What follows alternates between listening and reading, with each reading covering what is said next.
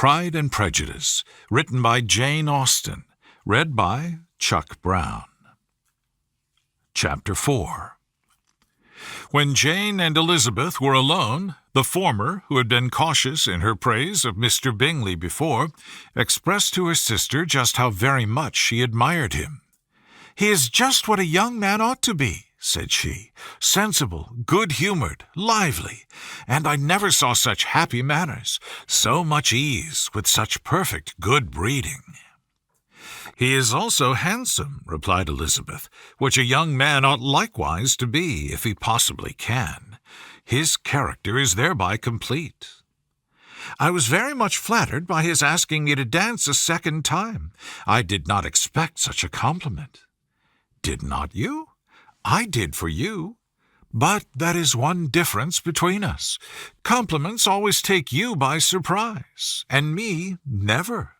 What could be more natural than his asking you again? He could not help seeing that you were about 5 times as pretty as every other woman in the room.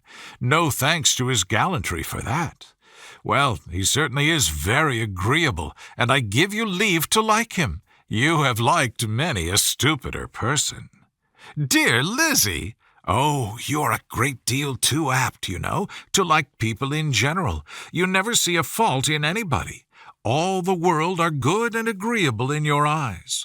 I never heard you speak ill of a human being in your life." "I would not wish to be hasty in censuring anyone, but I always speak what I think." "I know you do, and it is that which makes the wonder. With your good sense, to be so honestly blind to the follies and nonsense of others. Affectation of candor is common enough.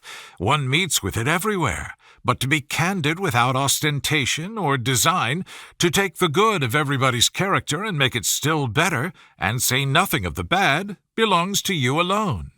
And so you like this man's sisters, too, do you? Their manners are not equal to his." "Certainly not, at first, but they are very pleasing women when you converse with them. Miss Bingley is to live with her brother and keep his house, and I am much mistaken if we shall not find a very charming neighbor in her."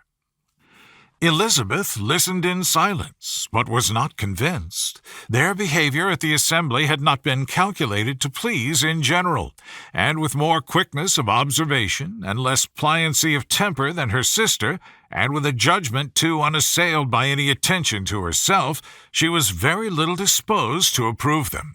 They were in fact very fine ladies, not deficient in good humor when they were pleased, nor in the power of making themselves agreeable when they chose it, but proud and conceited.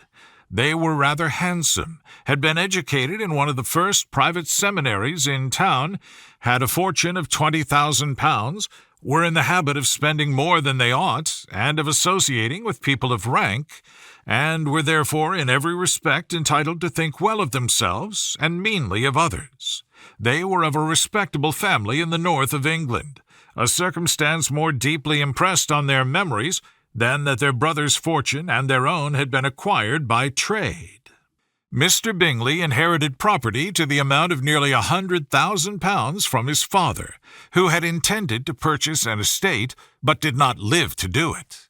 Mr. Bingley intended it likewise, and sometimes made choice of his county, but as he was now provided with a good house and the liberty of a manor, it was doubtful to many of those who best knew the easiness of his temper whether he might not spend the remainder of his days at Netherfield and leave the next generation to purchase.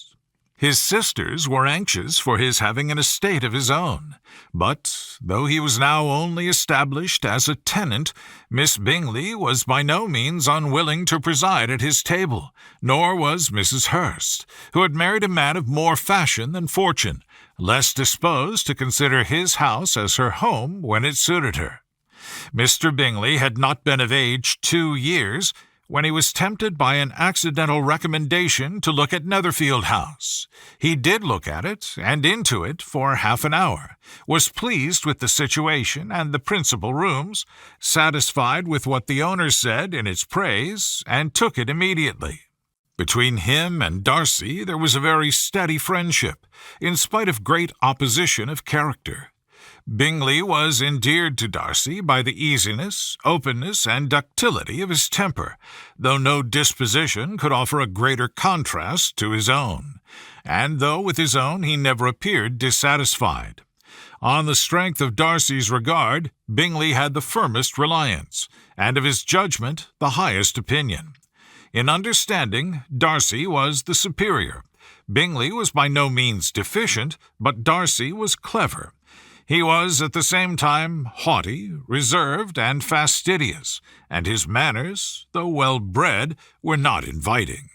In that respect, his friend had greatly the advantage. Bingley was sure of being liked whenever he appeared. Darcy was continually giving offence. The manner in which they spoke of the Meryton assembly was sufficiently characteristic. Bingley had never met with more pleasant people or prettier girls in his life. Everybody had been most kind and attentive to him. There had been no formality, no stiffness. He had soon felt acquainted with all the room, and as to Miss Bennet, he could not conceive an angel more beautiful. Darcy, on the contrary, had seen a collection of people in whom there was little beauty and no fashion, for none of whom he had felt the smallest interest, and from none received either attention or pleasure. Miss Bennet he acknowledged to be pretty, but she smiled too much. Mrs. Hurst and her sister allowed it to be so, but still they admired her and liked her, and pronounced her to be a sweet girl, and one whom they would not object to know more of. Miss Bennet was therefore established as a sweet girl, and their brother felt authorized by such commendation to think of her as he chose. The end.